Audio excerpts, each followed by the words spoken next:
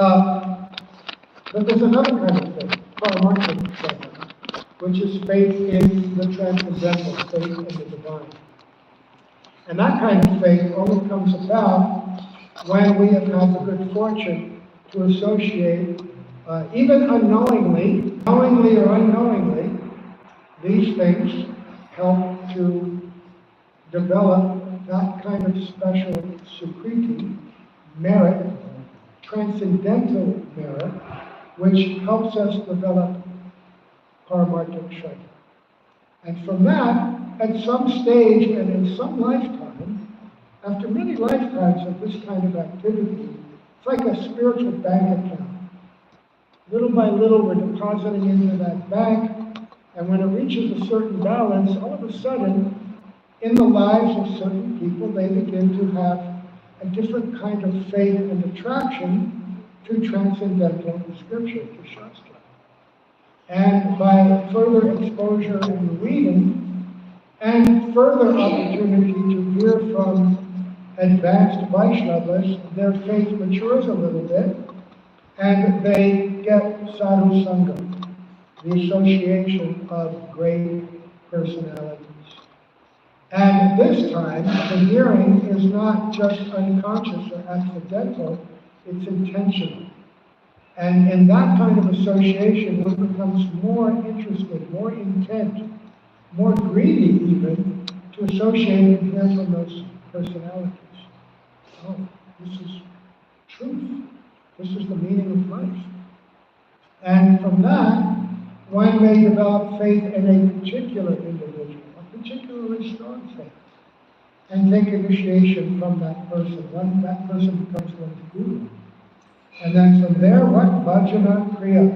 Guru gives instruction, what to do and what not to do. Right? And from that comes anartha nivriti. So, ado shraddha tata sadhu, sangha, sadhu sangha, ta bhajana kriya, tato anartha nivriti syat, tato. So from that, performing those activities, what are those activities? Guru Seva, but also the limbs of bhakti. Bhajana Kriya means to perform the limbs of bhakti. So, when we think of Seva, sometimes we think, okay, cleaning the temple, washing pots, right? You like to wash pots, right? What do you like to do? You like to chant? Something. Okay, well that's even sometimes more important. And then hearing. Actually, Rupa Goswami, in his famous book, Bhakti Samrita Sindhu, gives 64 main limbs of bhakti, main angas by which we may serve. Actually, there's unlimited limbs, but quantify 64. And from those, by studying books like Bhagavad Purana, we know that 9 of those are chief. And of those, 3 are most important. Shravanam, Kirtanam, Vishnu, Smaranam. Hearing, chanting, and remembering about the transcendental Supreme Personality of Godhead. Right? And from those activities, hearing, chanting, remembering, serving the lotus feet of our Gurudev, gradually the obstacles to bhakti, the illusion that overcomes us, is removed. And then we become very fixed, very steady in our service. If you come to a temple over any period of time, you may have the opportunity to see different, more elevated Vaishnavas coming and going. And you can observe in the character of those kinds of persons, oh, this person seems very fixed. They're always engaged. They're always doing something. They seem different from me, and in their association, actually, I feel more inspired. They have something I don't have. Right? So they're fixed, nishta, and they may even be more than that, ruchi. They may have developed the capacity to chant Shuddhanam, the pure name of the Lord. They may have come to a point where they're able to relish and understand and taste transcendental scripture and the holy name. and service to the deity, so many things in a way that we don't. The awakening of that is called ruchi. And beyond that is what's called asakti, which is a deepening of attachment to one's practice of bhakti for the satisfaction of Radha and Krishna themselves. In the beginning, we become more attached and appreciative of the limbs of bhakti, but gradually, as our realization develops, as our advancement grows, we begin to realize, well, this hearing and chanting, this is Krishna himself, this holy name, these things that I'm hearing, this is Krishna himself. These pastimes begin to manifest and awaken in the heart. This deep attachment is called asakti. And from there one may progress into this stage of transcendental emotion, which is bhav, where the heart of the practitioner becomes awakened and enlivened by genuine exchange of spiritual love with Radha and Krishna and their eternal associates. And finally, the mature stage is prayer. So yesterday we were discussing that first stage, faith, right? Shraddha, what that is. Right? So I summarized that briefly. So let's try to understand. Many of us here, we've been practicing bhakti for some time, maybe years, maybe decades, maybe less, but we all come up against the same thing. A sort of, why can't I have more taste? Why can't I progress? Why is it such a struggle for me to just chant happily? Like I see my guru, he can sit down and just sit and chant for hours at a time. When I'm in the West now, sometimes, very, very advanced personalities will come through, and I watch their bajana. And most of them, for the first part of the day, with some exception, they'll mostly just stay in one room, and they won't even come out. And I asked them, what are you doing all this time? They dedicate that time to very intense and focused chanting.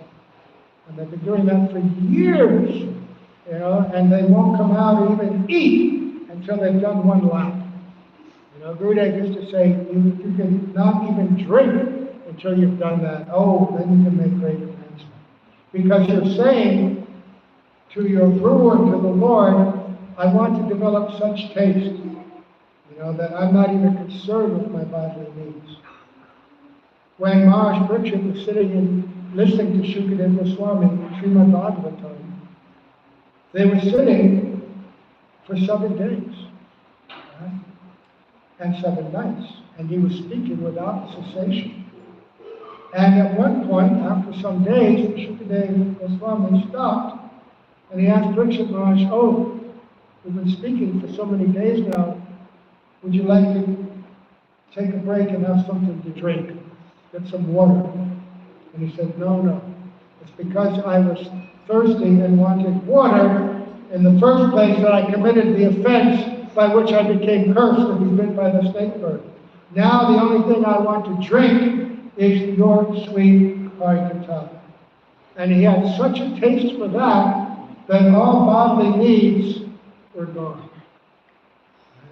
Shukadeva Goswami could speak endlessly, because he had someone who was so eager to hear and ask so many pertinent and relevant and tasty questions that it inspired him to speak more and more and more. And you may have experience of that sometimes when, your Guru Maharaj or some very, learned and advanced devotee comes and you ask a question. And all of a sudden their eyes light up and they become very happy. They want to speak on that subject. I was just thinking about this the other day. Years and years ago, when Śrīla Bhaktivinoda Maharaj was visiting Hasanagata, Sri Ranganath Gauriya Math for the first time, it was not developed like it is now, but it's very nice. It had a nice cottage where he was staying, a nice little round temple room, grounds were very nice. sitting out on the veranda. And usually before that, I ask all these really lame questions, and he just gives some kind of answer. But then I ask a question, and I remember a very different reaction. All of a sudden, his eyebrows raised, and he had a big smile when he answered it. It wasn't a very complicated question, but it indicated that I was reading his books and paying attention, and I had a question about it. And the question was, it was in the Veda book. And in, the verses of the Veda where the gopis are describing the effects of Krishna's flute on the different residents of Vrindavan. Right? And the Jamuna stop, all the moving entities stop, and all the non-moving entities are flowing. And I said, well, in those beautiful verses is the description of the birds. And they're sitting on the limbs of the tree, eyes closed, unmoving, very still, like munis. And I said, so munis are in Shantaras. He's spoken of that. Munis, they're in the Shantaras. And he said that nobody in Vrindavan is really in Shantaras or even in pure Dasaras. The moods of Vrindavan are more intimate. But here it says that the birds were like munis. So how do I understand that? For some reason he really liked it. And he smiled and he goes, no, like munis. They had the external appearance of munis, very still, but the sound of the flute stimulated in their hearts, and they were closing their eyes internally. They were exchanging loving dealings with Krishna in the way that they would serve him regularly, like as messengers, or glorifying his pastimes, or creating a beautiful environment and backdrop for the pastimes of Radha Krishna, making Vrindavan more beautiful by their very beautiful song. So not munis, but externally like munis. But he just all of a sudden began to speak so lovingly and happily about Vrindavan. So it doesn't have to be a complicated question, but just to read and to think and to try to get just a little bit more understanding, right? And that's how we engage with Sri Guru. We were talking about that also yesterday, right? What did Mahaprabhu tell Sanatana Goswami? The stages, 5 important things, which is related to this. Guru Padashraya Diksha Guru Seva. That's the first thing. Guru Padashraya. That's like Ado Shraddha. You're associating with Sri Guru, you're hearing from him, you're developing faith, taking shelter. Then Diksha, you have such faith, this person, I have faith this person can be my guide. I have faith, I want to serve this person. I want to be like this person. I want to enter into the service of Radha and Krishna under the guidance of this person. I have faith. Guru Padashraya Diksha. I want to take initiation. Then Guru Seva, which we just talked about, the different kinds of seva you can do, especially hearing from Sri Guru carefully. That means his spoken word, also his written word. But then Guru Seva, but then Guru Padashraya Diksha, Guru Seva, Sadharma Shiksha Priksha, right? To make relevant inquiry about Sadharma Shiksha Priksha, about what you have read and heard, or have a question. Can you explain this further? And probably, if you take an initiation, you probably remember different stages when you did ask a question, and that answer helped alleviate an obstacle that you had, a doubt that you had, and it brought you closer to that personality. I'll give you an example. When Srila Bhaktivinoda Maharaj was first traveling in the West, he was making a particular endeavor to meet the disciples of my Gurudev Srila A.C. Bhaktivedanta Swami Prabhupada in order to reinvigorate them and to help them advance further. Because Srila Prabhupada had given us all so much instruction, but we weren't so qualified. He took us from the bottom of a very, ignorant culture, had to establish an entire Vaishnava culture from nothing. And we were raw material, and he molded us. But Bhakti takes some time to mature, and so he was giving us the fundamentals. There's so much more in his books that we didn't understand. So he had asked, Srila Bhaktivinoda Goswami Maharaj to further that education. And also, since Srila Prabhupada had left, whenever a great guru leaves, Srila Prabhupada comments in the Chaitanya Charitamrita that there's always going to be chaos. And Bhakti-Rakshak Śrīla Maharaj has said, it cannot but be. When your most beloved guardian has left you in this world, then there's going to have to be chaos and confusion. What else could there be? So there was. And so many of us were adrift, and Gurudev went everywhere in the U.S. and the West, to all the places Srila Prabhupada had gone, and began to reinstill faith in people. And I remember seeing him for the first time, and then meeting so many of my old dear godbrothers and friends and godsisters who also had come to them. It was really wonderful. Oh, you're here, and they're also friendly and happy. But then the concept of, the big obstacle was, we have our faith in Prabhupada, and our guru, our Diksha guru. If we give that same faith to someone else, are we abandoning that Diksha guru? This was the obstacle that many faced. And many were told and criticized, by hearing from him, you're abandoning your guru.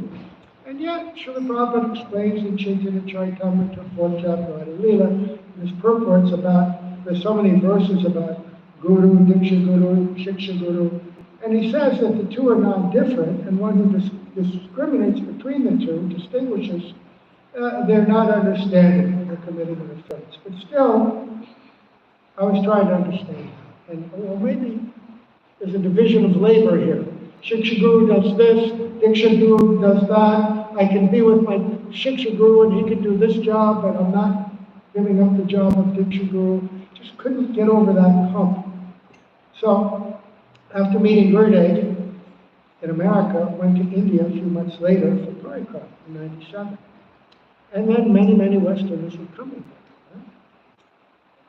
But still had this doubt.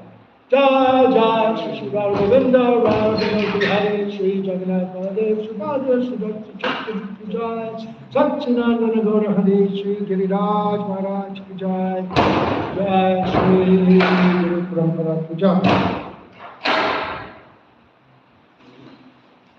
And they were, so by this time, most of my godbrothers and godsisters that I had met, they'd been with Gurudev for a longer period of time, and they'd already overcome that obstacle in whatever way. But I couldn't. I had some confusion. So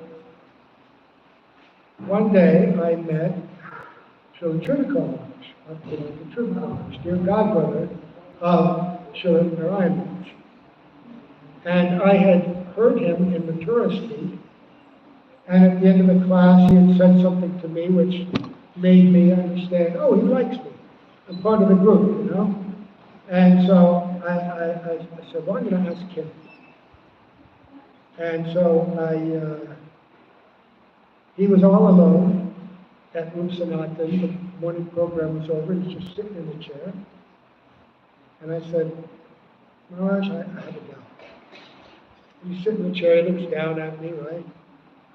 And he could be very fierce and scary and harsh, or he could, he had another side to him, though, also, which is very humorous and soft. And I said, I'm trying to understand Shiksha Guru and Diksha Guru. And I start and I said, is it the Diksha Guru is like this and that? And he goes, looks down at me and says, there's no difference. And his eyes are very wide.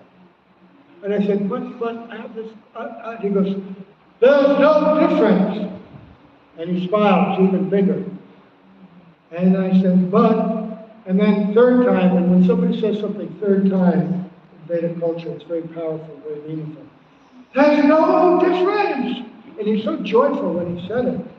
Somehow or other, that joy and that energy that he had communicated it and dispelled the doubt. What's a doubt? A doubt is an anartha. It's something that is an obstacle to your devotion. And then I understood what shiksha is. Shiksha, I mean, it's also Krishna's guru. And he comes in the role of giving diksha, he comes in the role as giving shiksha. And wherever you're getting bona fide shiksha, bona fide diksha, that is Krishna. Right? That is Krishna. And so a real shiksha guru is one who reinforces your relationship with diksha guru, and you realize they're non-different. Then I began to think and realize, yes, everything that Śrīla Gurudev, Śrīla Narayan Maharaj has done has been to reinforce and fulfill the explanations of Śrīla Prabhupada. And so what Bhaktivinoda Thakur has done was to reveal the teachings of Mahaprabhu Goswami, and what Śrīla Gurudev has done in his purports is to help explain what Bhaktivinoda Thakur has revealed. So, then we come to, after understanding faith, now we could stay on this one chapter for a few weeks, but we're going to jump to the second chapter. The first chapter is about faith. The second chapter is Anartha Nivriti, the removal of obstacles in sadhu sangha. And what are the obstacles? Remember, I told you in the beginning that each of these chapters relates to one verse of the Sikshastaka. And each verse of the Sikshastaka imparts very important wisdom about the holy name, the power of the holy name, the non-difference of the holy name from Radha and Krishna, and Mahaprabhu's own explanation of the development of love of God. So now in this second verse of the Sikshastaka, Mahaprabhu has said,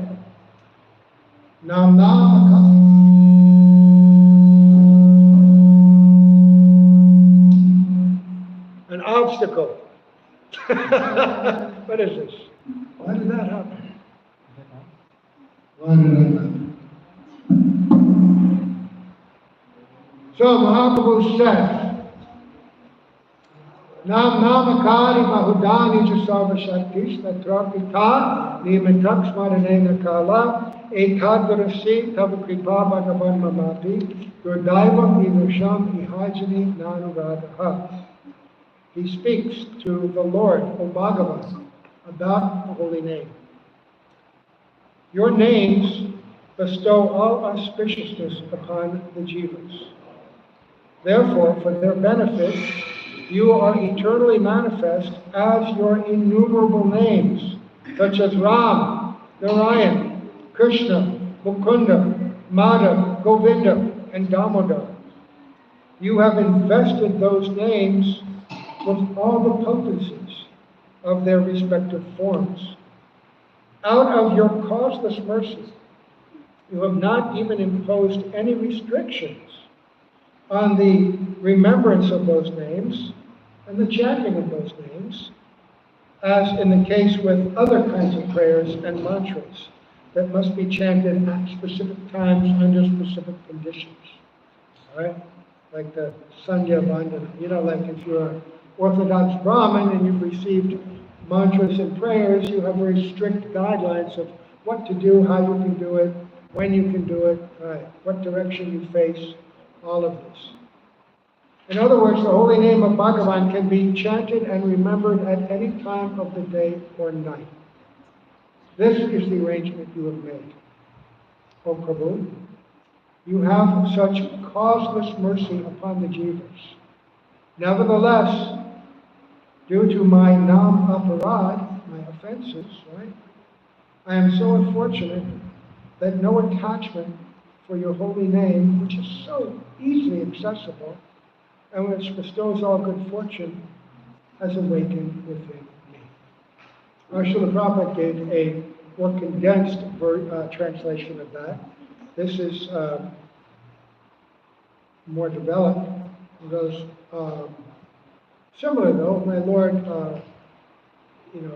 you have invested all your potency in the holy names, you have unlimited names.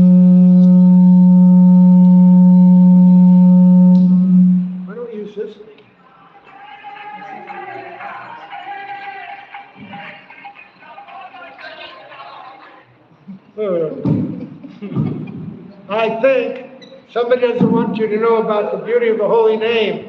Some ghost or some entity is trying to interfere with our talk here. But they will not succeed. We'll continue. Hare Krishna, Krishna Krishna, Hare Hare. Okay. Unfortunate as I am, you're given all the potency. There's no restriction to chanting your names. But I'm so unfortunate I have no attachment. That is our condition. We've been given the holy name. Many here have initiation. You've been given the Hare Krishna mantra. You've been given Diksha mantras. Others come to temples. They have the same opportunity. Whether having received Diksha or not, we can chant.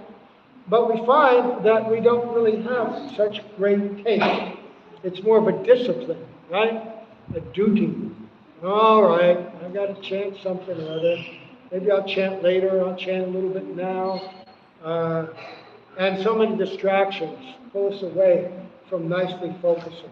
In contrast to what I was mentioning earlier, these advanced devotees who sit down with great enthusiasm and intent and are chanting. We can't understand what's going on in their mind and heart. We can just see, though, we can observe, oh, they don't seem to be chanting like I chant. They don't seem to be having the same obstacles I have.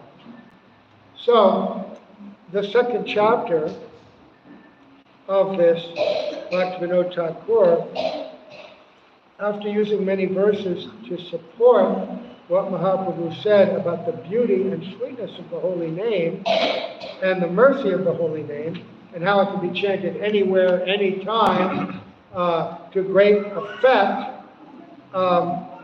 then he wants to explain what are the obstacles. What are those anarthas? Right? So that's why this book is very, very good. Because if you study it, it's important to understand it to be able to recognize what is favorable and what is unfavorable. Isn't that the first two symptoms of Sharanagati? Right? Anukulyasya sankalpa pratikulyasya vajana. What I want to do that which is favorable for bhakti, and I want to reject or eliminate that which is unfavorable.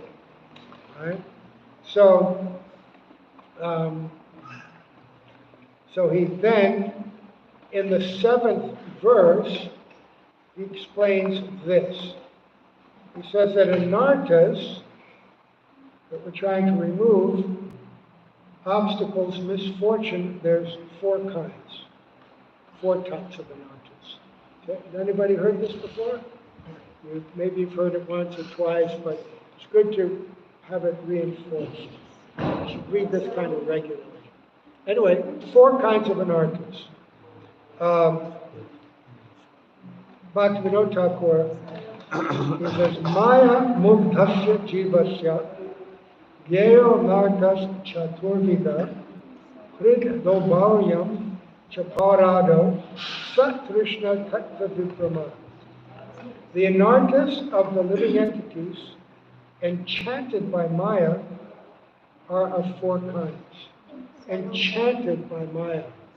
We're enchanted in this world, are we not? Even though this world, sometimes you wonder, why are we so enchanted? Is Bangalore really so enchanting? I mean, just think what you've got to do even to get here. To go through all these crummy roads and all the traffic and all the obstacles. It's not an enchanting place. What a horrible place. You know, India used to be enchanting. It used to be enchanting. But nowadays, oh my God, they've covered over all the enchantment with buildings and roads, and chopped down all the trees and filled in all the lakes and made all these artificial mountains out of concrete and steel, and it's just not nice. So what are these anarthas? 4 kinds. First one is called Swarup Bhram, the illusion about one's real identity. And that's going to be explained also in more detail. Each of these 4 also has 4 divisions. It's 4 times 4. So, illusion about our identity. Right? Truth. Asat Trishna. Trishna means taste, right? Asat means unreal. Hankering for that which is temporary, which we do all the time. As long as we're in a body, we have hankerings. I'm thirsty. To quench the needs and the desires of the body motivates us in so many ways to do this and that. And when we do that excessively and it drags us away from our practice of bhakti, then it becomes an obstacle. You have to maintain the body, you have to eat, you have to drink, you have to sleep, you have to have different things to do, but too much asat trishna. 3, here's dangerous territory. Aparad, offenses. Oh, so many kinds of offenses. This is what really destroys. The first 2 and the last one are distractions. And they pull us away, but they result more in sinful activity and karmic action and reaction. But aparad, offense, that will kill our body. And then 4, weakness of heart. Hridaya Dorbalya. Right? These things, they all bind us to the material world and entangle us in miseries. So now, Sri Narayan Raj is going to explain a bit more about each of these. And then there's going to be a verse about each one, which will go even more. So you listen to this, and this will give you something to contemplate. And on your own, you can get this book. You can download it for free from purebhakti.com, which is really nice. You can open it up anytime you want on the web, or you can download it. So, Sarup Brahm. Now, what does it say here? Okay. He begins by explaining that which you've heard before, but if we repeat the words of the self-realized soul, there's a certain potency. And in our hearts, even though we've heard this philosophy, it's not real to us yet. There's still some covering and doubt. The pure living entity is a tiny, transcendental particle, Chid Anu, and the eternal servant of Krishna. Inside each of these bodies is our real self. I always give the example, because they have these movies nowadays, of these movies about robots that people get into and they fight demons, or I don't know what it is, Anyway, it's like big technology, and there's this giant robot, and inside the heart of the robot is a little guy. And he's all hooked up to the machines, he's got electrodes, and so basically, whatever he does with his own body, this big robot is doing, right? So he sees with this enhanced robot vision, big enhanced robot arms, robot ears, robot voice. Boom! Got your attention, didn't it? And you get so immersed in it, you think you're that robot. In fact, they've got this stuff now, this virtual reality, it's getting closer and closer to them.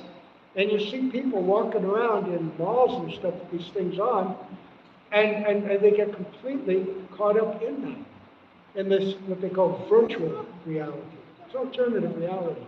And that's just a technological representation, another false layer, right, of that. To be illusion about ourselves. We're pure spirit soul in this robot body. Krishna calls it Yatra Rudani Mayaya, this machine made of material nature. Right?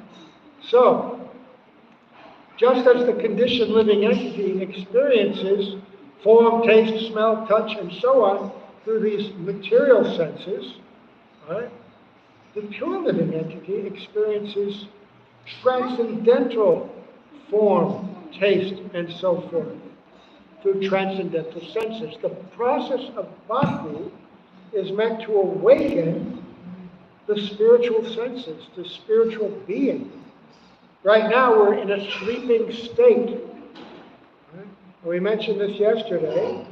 I heard this in Gurudev's book, the Nectar of Govinda Leela. He talks about that. That if somebody's asleep and the mother wants to wake up the child, because the child's just wasting his day, time to go do something important, go to school, go to work, go out and play, he calls the child's name. Hey, wake up! Hey! And then the child wakes up, may have been in a dream. And in that dream, oh, so many nice things, Or it may have been a nightmare. You ever been woken from a dream that you really liked? And you go, oh God, and try to get back into it? Doesn't work. Or being awoken from a dream you didn't like. Thank God. I remember when I was a kid, I had this dream that I blew up the whole world. It was a really intense dream. I was off in some distant place and I saw the earth and I did something and I blew the whole thing up. I was so freaked out. And I woke up convinced that I just blown up the whole world, but I was out of sense, right? So I go downstairs and I went to my sister's room. I said, oh, I blew up the whole world. Oh, what do I do? I blew up the whole world. Just in this half in, half out, right? And she said, what? She didn't blow up the world. We're all here. And I went, no. Oh, okay. Good. Thank you. Thank you. This chanting of holy name is supposed to awaken us not to the external, the dreamlike senses, the dreamlike experience, but the real identity. So in that case, I was ripped out of the one false sense of reality, the dream false sense, and brought back into my so-called real reality of this body. But actually there's a spiritual reality that we are asleep to. We haven't awakened it. And the holy name, just like the mother calling out and says, wake up, when we chant the holy names, that little soul inside us is being stirred and awakened. Right?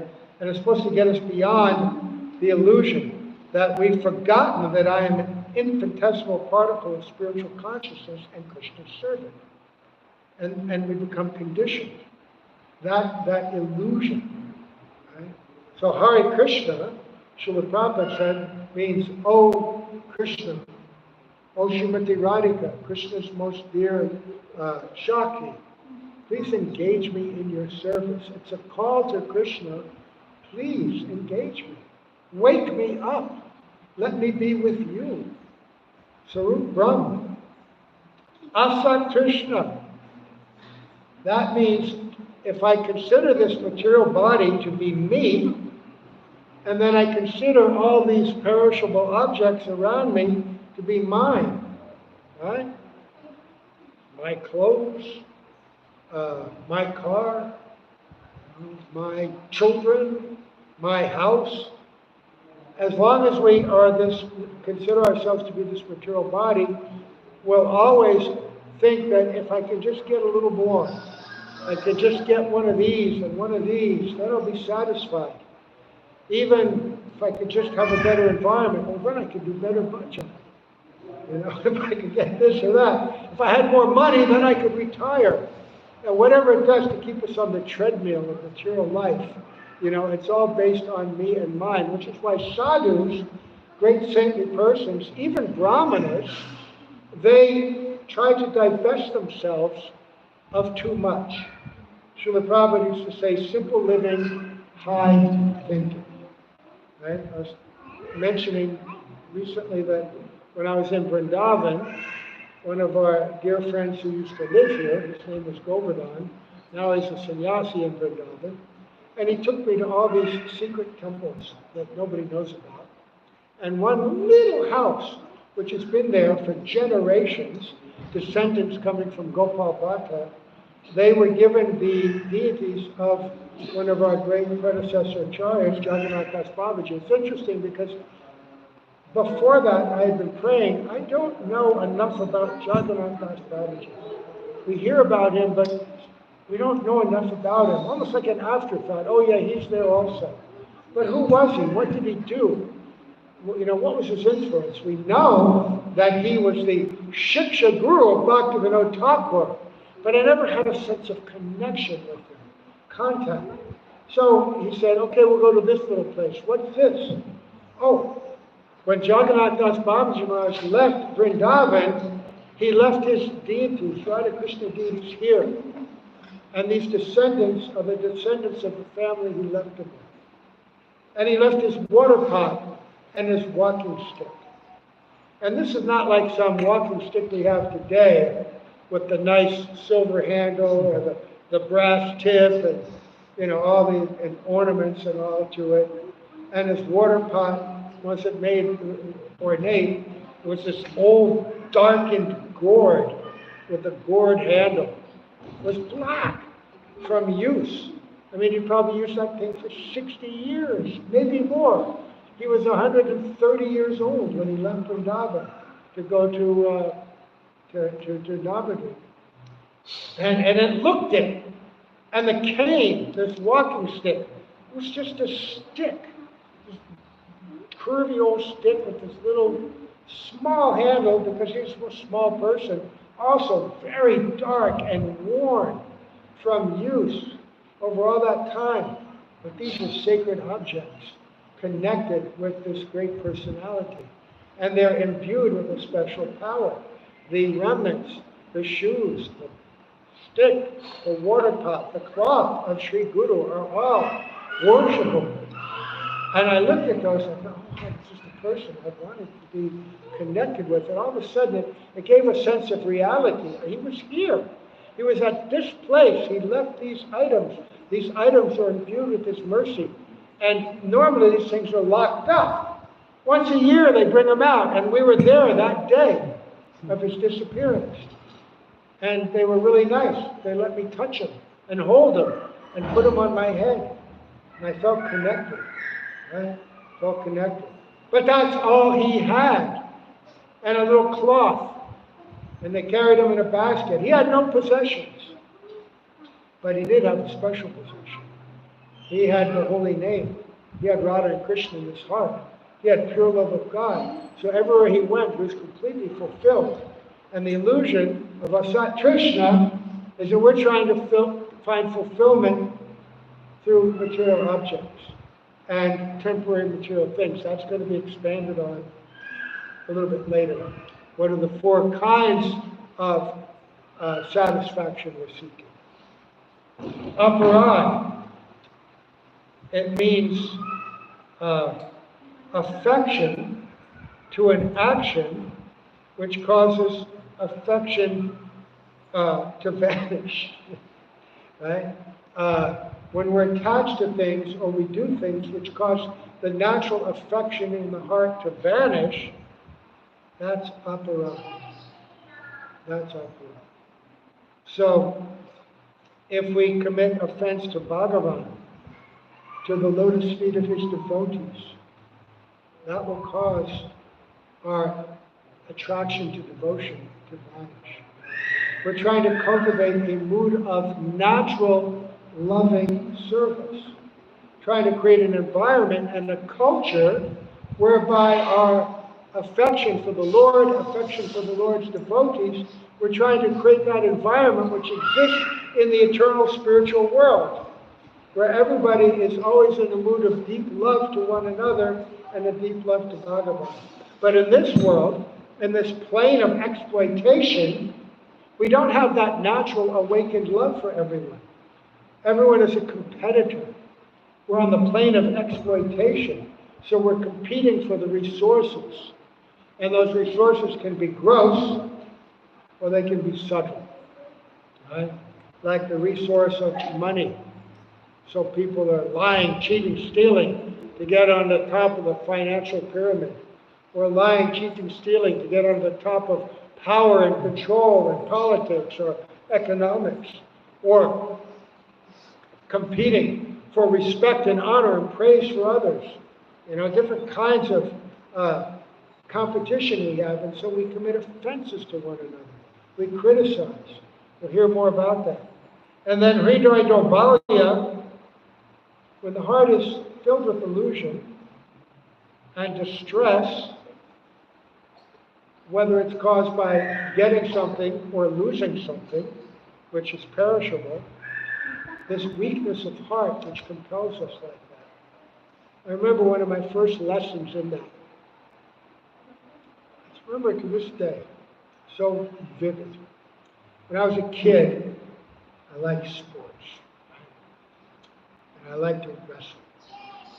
And when I was younger, I said, when I get old enough, I'm going to be on this team, and I'm going to compete in this tournament, and I'm going to be the champion. And every night I'd run, and I'd imagine myself, if I get this far before that car catches up with me, I'll have won. I make all these goals. My whole life is based on that. And I'm going to have this trophy, I'm going to have this chart of everyone I've defeated on the wall, and I'll be finally happy. And I did it. And I came home, and I put the trophy where I'd imagined, I put the chart on the wall, nothing. And I said, what? I remember that, just nothing. I said, this is what I've done for like years and years and years, and I thought this would bring me happiness. Nothing. Great Vaibhava Dalbhaya and Asat Trishna. It was the first real time when I thought, oh, this material stuff's going to bring me happiness, and it didn't. I felt so, now what? What will bring me happiness? Oh my God, if this didn't make me happy, what will? And it became a nihilist, you know. All right, this whole world is illusion, it won't make me happy. And then embarked on a period of self-destruction for years and years. Okay, so now he's going to describe 4 kinds of different things, which from each of those 4. The first he's going to talk about is, let's see, he's going to talk about aparad, most important. 4 kinds of aparad. Pay close attention to this. Now, it's a little philosophical, you know, it's also hot here. It's towards the end of the lecture, so it's the hardest time to listen. And you're thinking, I'll go read it later, but you won't. So just listen, pray that it enters into your heart as a seed, and it will grow later. And it will! Because these are words of Sri Guru, Bhaktivinoda Thakur, Śrīla Narayan Raj. 4 kinds of aparad. These are the words of Bhaktivinoda Thakur. Krishna nama sotpeshu tadiya chit kanishu cha yaya buddha ganar nityam aparadas chaturvidha. 1. Offenses to Krishna's name, nama aparad. There's 10 of those. 2. Offenses to Krishna's deity form. Seva. Various divisions of that as well. 3. Offenses to that which belongs to Krishna. In other words, places in the Dham, like Giriraj and Govardhan, Ganga, the Jamuna, various holy Leela Stalis, right? Disrespecting them, and devotees. They also belong to Krishna. Because why? Because wherever Krishna is, the dust of Krishna's lotus feet, which are all his devotees. Okay, and then 4, offenses even to other living entities. Like that guy that cut you off in traffic, right? That vendor that tried to cheat you. You get all worked up in this world, and you show disrespect even to other living entities. What does that do? You think, well, they're not transcendental persons. I can disrespect them. I'm not committing an offense to a devotee. These are demons. These are meat eaters. So what? Well, what does that do, though? It's creating a particular mentality. It's in the mind and in the heart. If you're very casual and ready to condemn others, to offend others, then that mentality carries over into your practice of bhakti. If you kick a dog in the street, if you're so callous and you have no concern, you can't see that that's a jiva, that mentality carries over. There's a nice story about that. One time when Lord Ram, who was the king of Ayodhya, and a dog came up to him. And the dog said, I have a complaint. I want to file a complaint against one Brahmana. And Ram said, oh, who is that? He goes, oh, over there, that Brahmana. And Ram calls the Brahmana. What did he do? I was in the shade, in the day, lying in the street, not bothering anybody, and the Brahmin came and he kicked me out of the way. What did I do to deserve that? I do my duty. At night, I bark if there's some intruder. I do what I'm supposed to do. Why did he kick me? And Lord Ram says to the Brahmin, is that true? He goes, yes, I kicked him. He's just a dog. He was in my way. Ram says, well, you shouldn't commit offense to other jivas. So he said to the dog, all right, what punishment would you like to inflict on him? The dog says, oh, see that mat there, that temple, most opulent temple in Ayodhya, says, I want that he should be put in charge of that temple. Lord Ram says, really? Okay. And it says, the Brahmin, what do you think of that? The Brahmin goes, oh, of course, yes, I'll be in charge of that temple. Yes, I deserve it. I'm such a high qualified Brahmana, this is fit. And Lord Ram says, well, ask the dog, why did you, if he kicked you and he offended you, why did you want him to be in that post as the head of that temple? And the dog said, oh, because in my last life, I was in charge of that temple. And I became so proud, I offended so many people that I had to take birth as a dog. So it actually is quite wise. He wasn't directly cursing that person to become a dog, but if his prideful manner persisted, he would become such a thing. So he was very intelligent and kind of compassionate, but as you sow, so ye shall reap. So in our dealings, we can't distinguish between offense to an ordinary jiva and offense to a devotee, because if you do inappropriate acts in your daily life, it carries over. You create that mentality in your mind and heart. So there are four limbs to Dharma, right? There's truth or satyam, there's shocham, cleanliness, there's tapasya, which is, austerity but discipline and work, and then across down from satyam is ahimsa. But ahimsa means non-violence, but it means respect. So according to your level of understanding of your truth, yourself, if you're in Sarup Brahm, if you're illusion about yourself, you can't really have full respect for others because you're an illusion about them as well. Right? If you think you're this body, you think they're this body, and you will judge them accordingly. Oh, I'm a high-class person, that's a low-class person. That's a beggar, get out of my way. One time, Śrīla Bhaktivinoda Saraswati Prabhupada was walking in Navadvip with his followers, and he had many wealthy Rahasya followers, and they're walking by, and whenever you're in the Dham, they're going to be beggars, and as the Grihasthas walk by, the beggars will, and they just, and Bhaktivinoda Saraswati, Jai, Jai, Shri Govinda, Radha Vinodi, Hari Jagannath, Baladev, Subhadra, Sridhar Chakra, Jai, Satchinandana Gaur Hari Ki Jai, Giriraj Maharaj Ki Jai, Singh Bhagavan Ki Jai, Shri Guru Govinda Ki Jai. So I'll do 2 more minutes to finish up.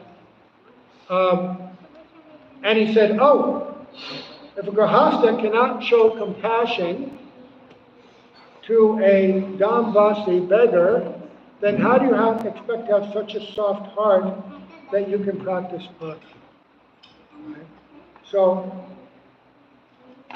your realization, your development of any of these qualities, all of these anarthas are interdependent on one another. So this Sarup Brahm, then you have to come to this understanding that I'm a spirit soul and then begin to act on that. and knowledge of these anarthas will help you to overcome the dangers. So, offenses to any of these, even other living entities. So, Pridoi 4 kinds. Attachment to worthless objects. What's a worthless object? Something unrelated to Krishna. 2, hypocrisy and deceit. Kutinati. Because we're weak at heart, we can't always stand up for that which is right, for that which is truthful. Satya. We don't have cleanliness of mind and heart, so we're deceitful. We sometimes lie to promote our own cause, deceive others, right, and not speak truth. Envy upon seeing the prosperity of others. That ever happened to you? Envy? Oh, what a nice sari that person has. You know, oh, that's really nice jewelry. Look at that Mercedes that guy's driving. I'm driving this old TVS two-wheeler, you know. Desire for prestige and position. Pratishta, pratishtasa. Most subtle of them all. So many, okay, I'm not going to be able to describe these in detail. I'm just going to recite them and then hope that another time maybe we can discuss them. So what else was there? There was aparad, Hridaya Dabaya, Asat-trishna. Where's Asat-trishna? Where is that described? Oh, 4 kinds of that. Desire for objects in this world, like the nice car, nice clothes, nice house, right? Desire for heavenly planets. I want to go to Svarga. That's where most people are hoping to go, right? I want to go there. Desire for mystic powers. Ooh, there's so many great mystic powers. You know them, right? With mystic powers, you can get anything in this world. You've all fantasized about that time to time. This is what the yogis are aspiring for. And desire for liberation. That means to merge into the impersonal Brahman and then no more material miseries. Bhakti's not awakened, but I get this supreme happiness of freedom from all material miseries and the experience of being in my spiritual condition. Not the highest stage, but much greater than anything here. All right, so this is the beginning of the teachings of Bhajana. These are the obstacles. These are things to consider. What can we do in 40 minutes? How much can we discuss them? However, know that they're meant to be studied. If you don't know what is unfavorable and opposed about me, you won't understand fully what is favorable and how to advance. You have to know what are the enemies, what are the obstacles, so you can know the smooth and correct path. Like if you want to get to your destination and there's a minefield in front of you, right? The enemies of your army will put mines in the way. So if you try and cross the field to get to your destination, if you don't know where the mines are, you'll blow up. So these obstacles, anarthas, these 16 kinds of anarthas, these are the obstacles to pure bhakti. The next chapter talks about developing steady nishtha. When the grosser aspects of these obstacles are overcome, then you become steady in bhakti. Then you really happy. And then you develop taste, ruchi. Oh my God, nothing like this has ever experienced in my life before. Step by step. All right, so now we'll have Arti. Jai Shri Śrīla, Govinda Jai Śrīla, Vinod Bihari, Oh Brahmanande, Hari Go. So, let's just sing. Who's our best singer? You have a good singer?